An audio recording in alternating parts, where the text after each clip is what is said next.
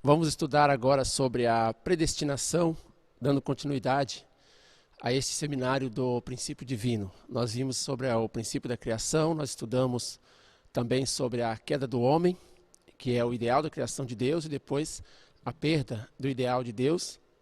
Nós já estudamos sobre a consumação da história humana, que trata sobre os últimos dias, como vai terminar a história humana.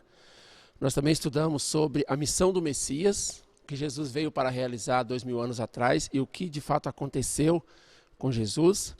Também estudamos sobre a ressurreição, que está previsto na Bíblia, a ressurreição nos últimos dias. Já entendemos que significa ressurreição espiritual e não do corpo físico e outros assuntos, E agora nós vamos entrar em um outro tema muito importante, que é a questão da predestinação. A predestinação é a crença de que tudo é predestinado por Deus. Então, será que a fortuna ou o infortúnio, ou a felicidade ou o sofrimento humano, ou até a salvação ou a condenação, ou a ascensão e queda das nações, será que tudo isso é predestinado por Deus? Algumas pessoas são destinadas à salvação e outras pessoas não. É esse ponto que a gente vai estar tratando. Até que ponto Deus está predestinando as coisas? Será que existe uma predestinação absoluta?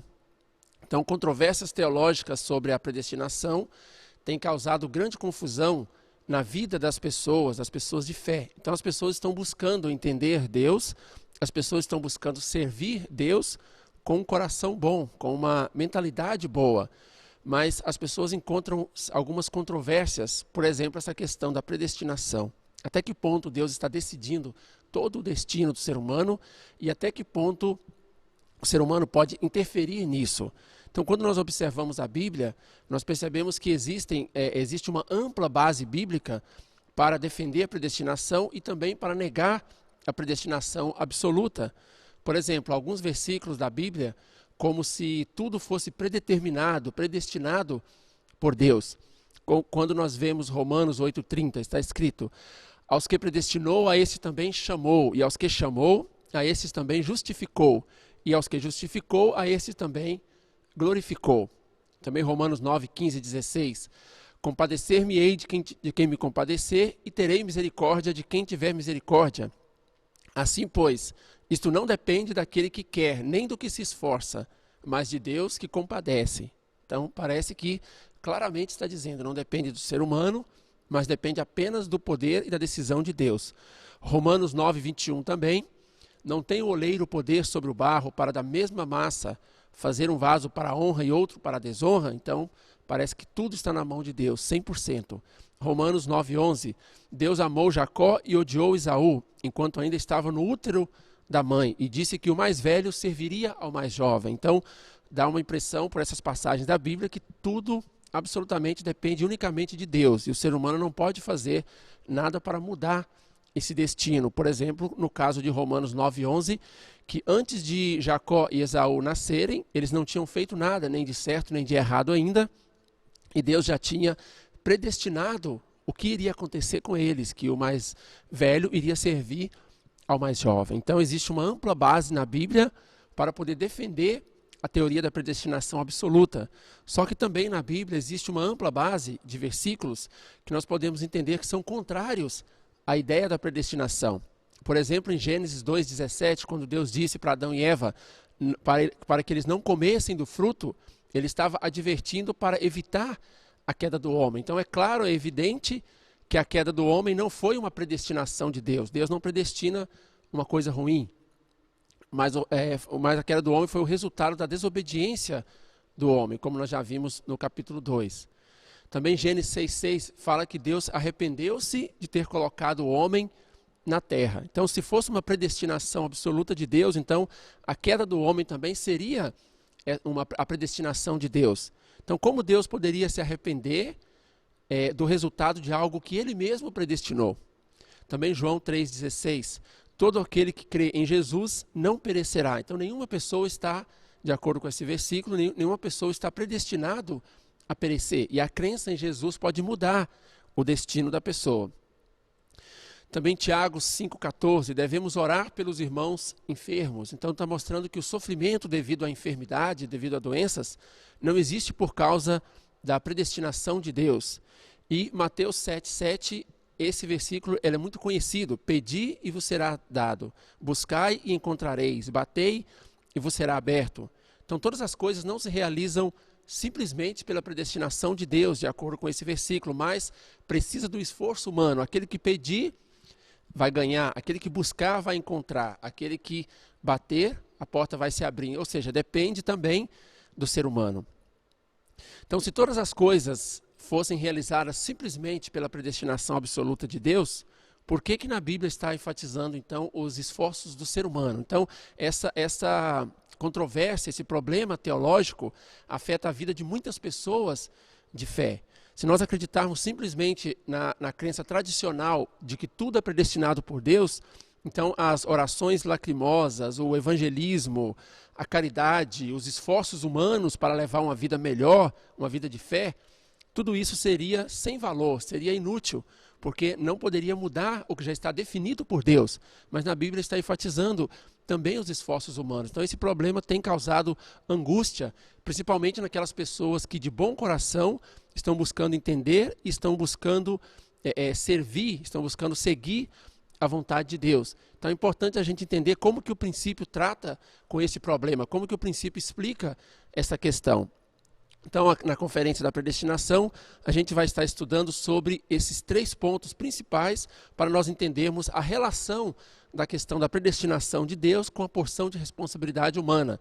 Nós vamos estudar sobre a predestinação da vontade de Deus, depois nós vamos entender sobre a predestinação do cumprimento da vontade de Deus e a predestinação da pessoa, do homem, que é chamado para realizar a vontade de Deus. Entendendo esses 3 pontos, a gente vai esclarecer mais esse difícil mistério, né, que está dentro da Bíblia e que afeta a vida de muitas pessoas de bom coração, de pessoas religiosas.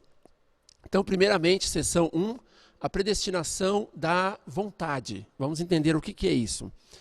Primeiramente, nós temos que entender o que é a vontade de Deus. Qual é a vontade de Deus? A vontade de Deus é realizar a finalidade da sua criação. Como nós vimos no princípio da criação, Deus ele quer realizar o reino dos céus na terra através das 3 grandes bênçãos e com isso sentir felicidade. Então a realização da finalidade da providência da restauração. Este é o plano, este é a vontade de Deus.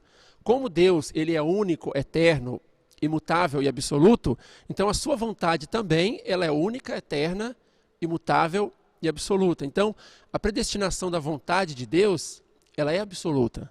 Então, existem vários níveis de predestinação, como nós mencionamos. Primeiramente, a predestinação da vontade de Deus, ou seja, aquilo que Deus planejou, ele predestina absolutamente. Por exemplo, Deus não vai desistir no meio do caminho de realizar o reino dos céus, que ele já planejou.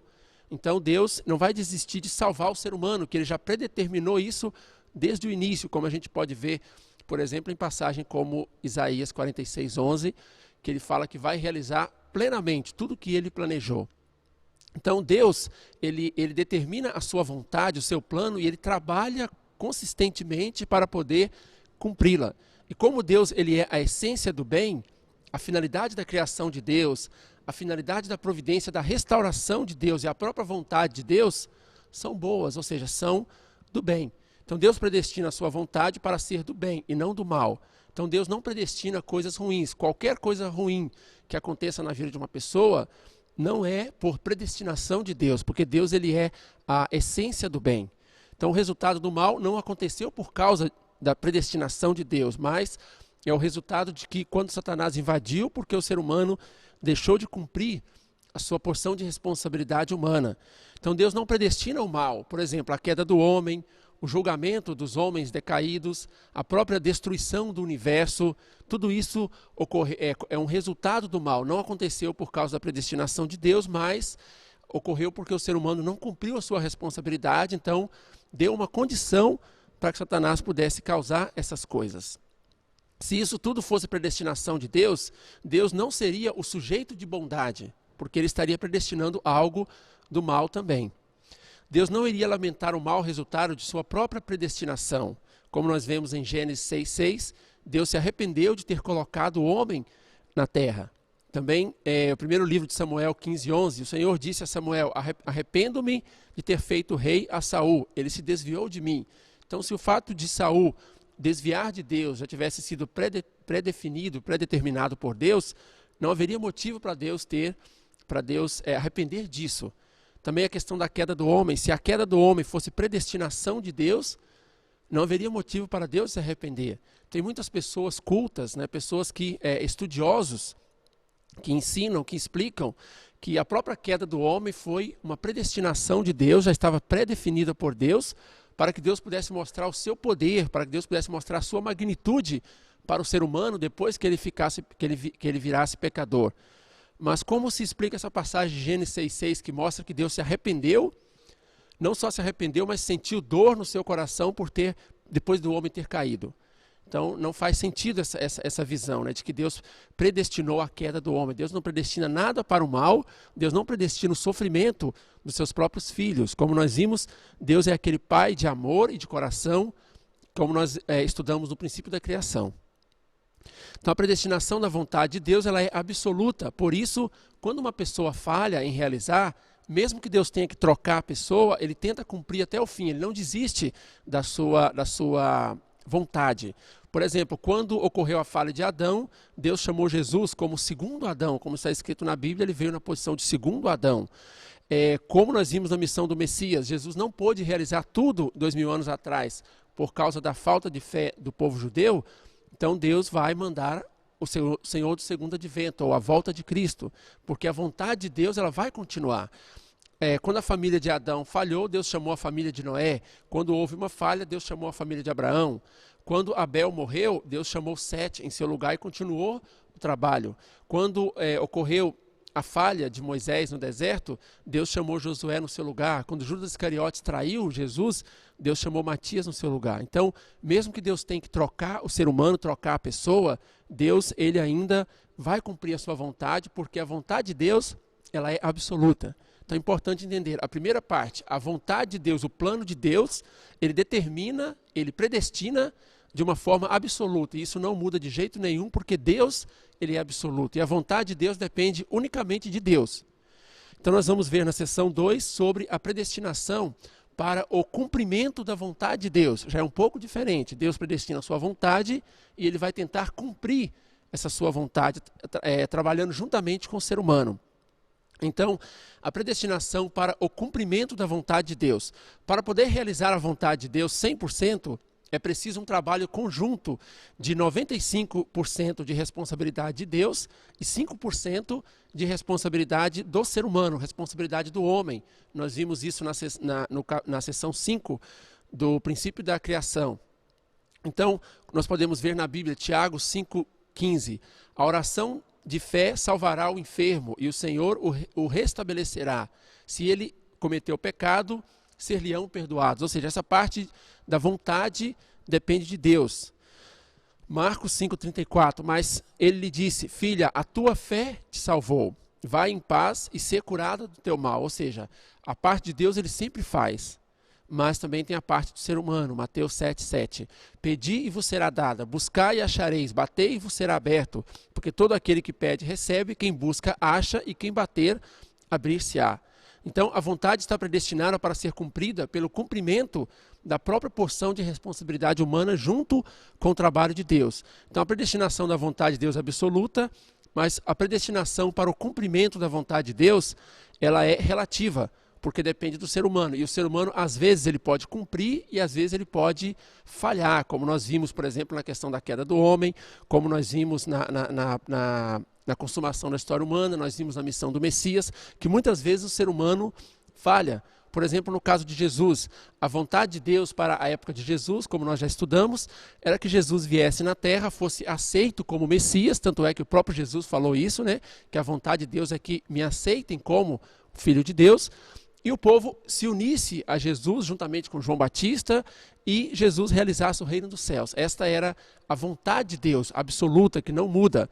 Mas para isso, Deus fez a sua parte, 95%, preparando o povo, preparando todo o ambiente interno, externo, preparando João Batista para ajudar Jesus, os profetas em geral, e enviando seu filho Jesus.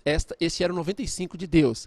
Mas tinha a parte do ser humano, que era acreditar, seguir, servir Jesus e unir em um só corpo com ele. Essa parte dependia exclusivamente do ser humano. Mesmo que Jesus se esforçou, mesmo que Deus deu inspiração, as pessoas acabaram falhando essa sua responsabilidade. Então, como conclusão, o cumprimento da vontade de Deus naquela época não foi possível devido à falha do ser humano. Então, nós podemos entender através desse exemplo por que a predestinação para o cumprimento da vontade de Deus é relativa e não absoluta, porque depende da porção de responsabilidade humana.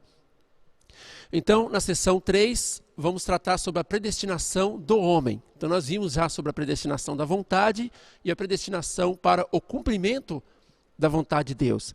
Então, a mesma coisa, quando Deus chama uma pessoa para poder cumprir a sua vontade, essa pessoa deve cumprir os seus 5% de responsabilidade. Então, para cumprir a vontade de Deus 100%, é preciso um trabalho conjunto de 95% de Deus, mais 5% do ser humano. Essa questão da porção de responsabilidade humana que o princípio divino revelou, explicou na seção 5 do princípio da criação, é um ponto muito importante para o ser humano, porque até hoje o ser humano tem vivido sem saber sobre essa porção de responsabilidade. E isso tem causado muita confusão. Por exemplo, o ser humano tem interpretado que as coisas ruins que acontecem na sua vida pode ter sido por predestinação, por desejo de Deus.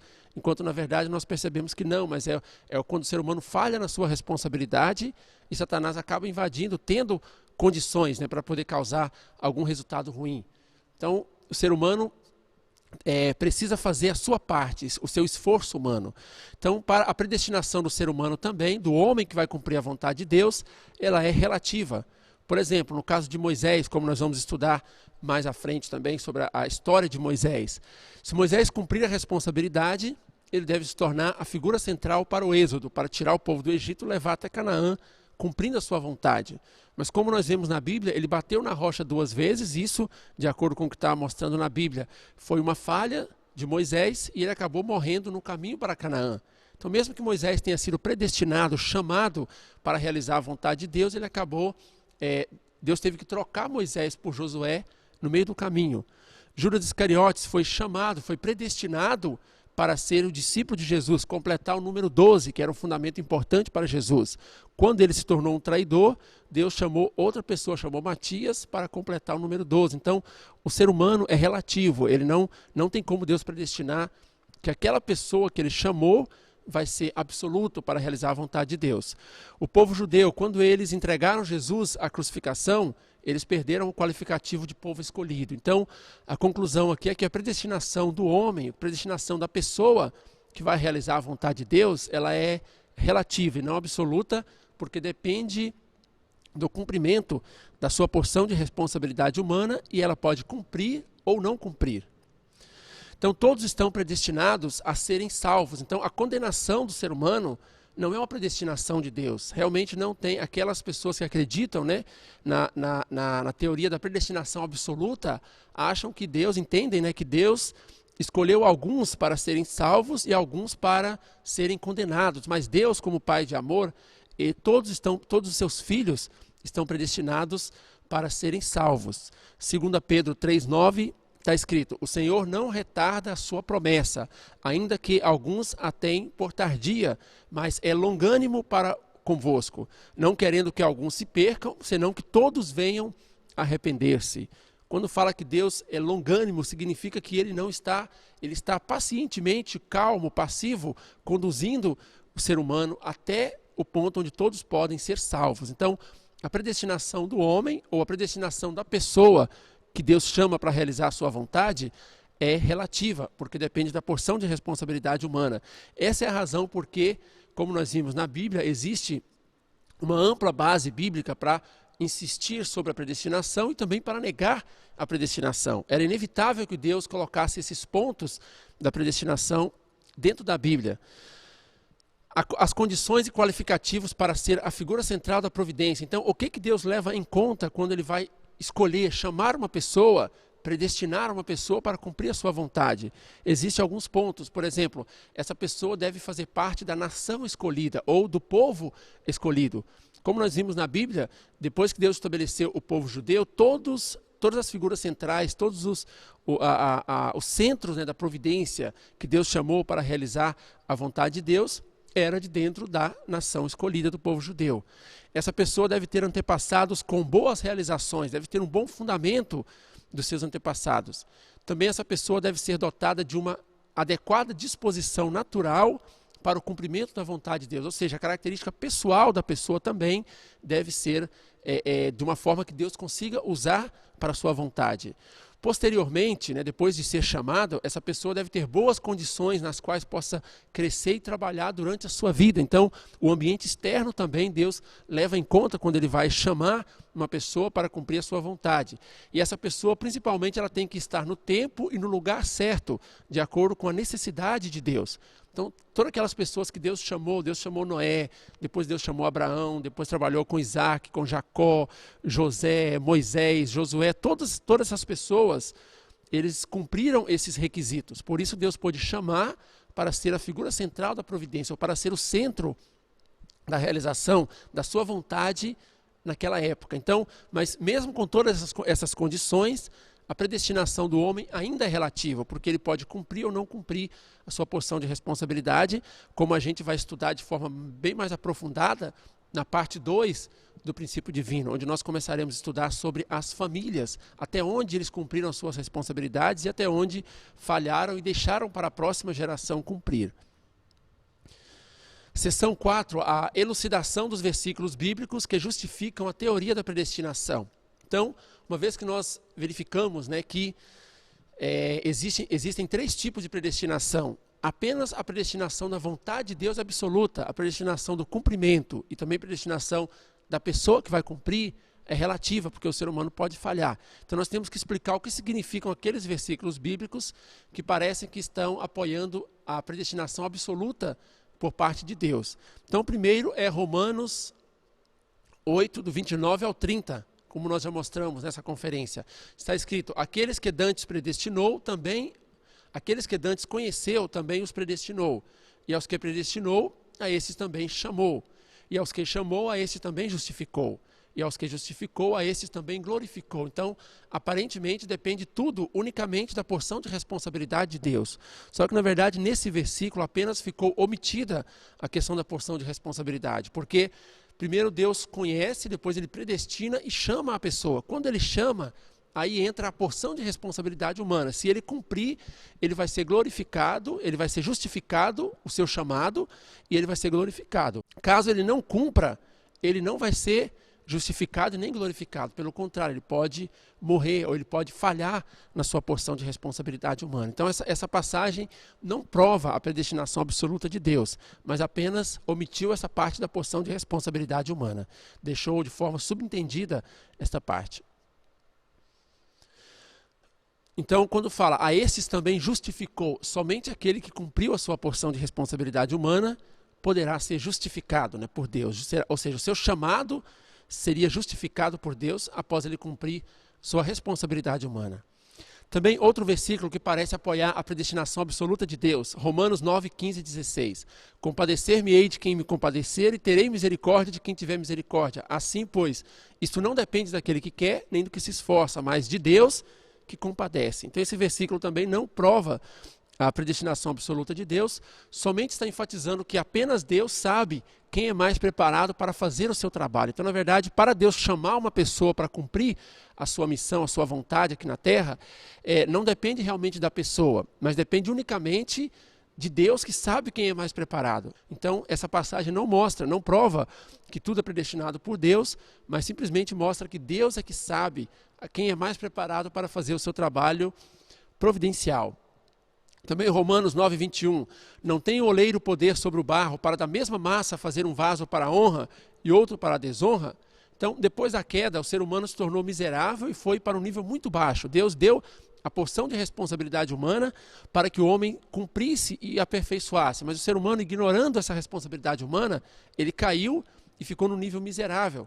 Então Deus tem que tirar o ser humano desse nível decaído, miserável, e levar o ser humano até a perfeição de novo.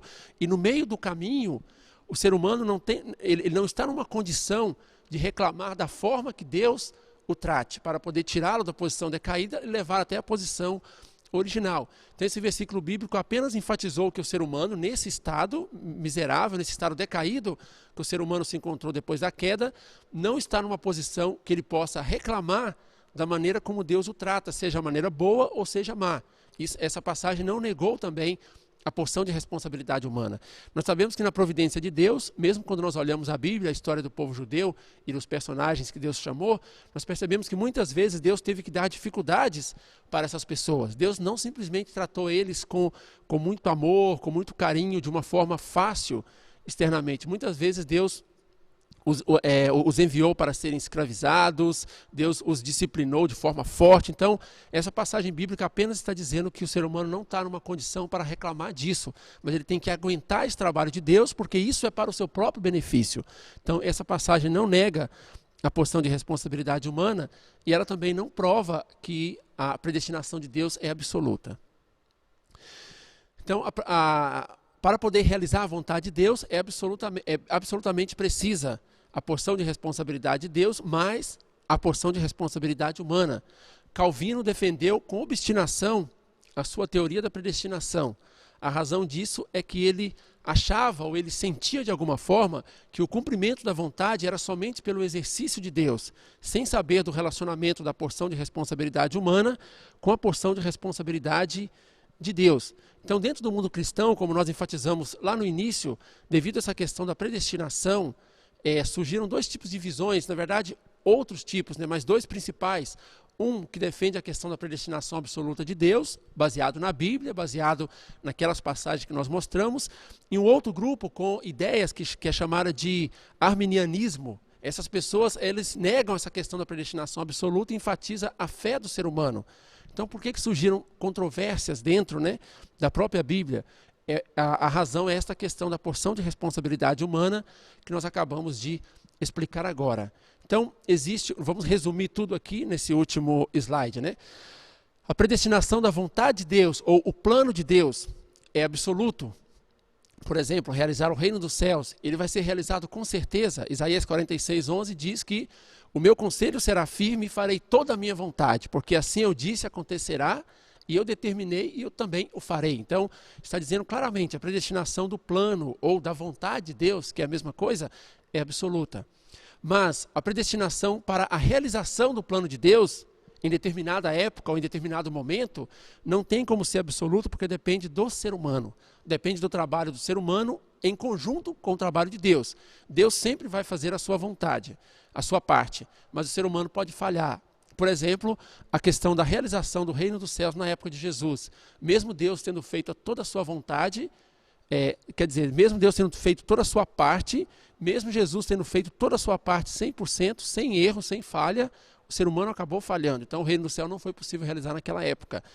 A predestinação da pessoa que realizará o plano de Deus também não é absoluto, mas é relativo, porque essa pessoa pode falhar em sua porção de responsabilidade e isso pode mudar para outra pessoa. Por exemplo, no caso de Adão, quando a família de Adão falhou, Deus chamou a família de Noé. Quando Adão falhou em realizar o reino dos céus, de acordo com a Bíblia, Jesus veio na posição de segundo Adão. Quando João Batista também falhou, como nós vimos na porção de responsabilidade humana na missão do Messias, João Batista não pôde ser o primeiro discípulo de Jesus, Pedro foi chamado no seu lugar. Então, concluindo aqui, a vontade de Deus é absoluta, o cumprimento da vontade de Deus naquela época determinada é relativo e a pessoa que vai realizar isso também é relativo. Muito obrigado pela atenção.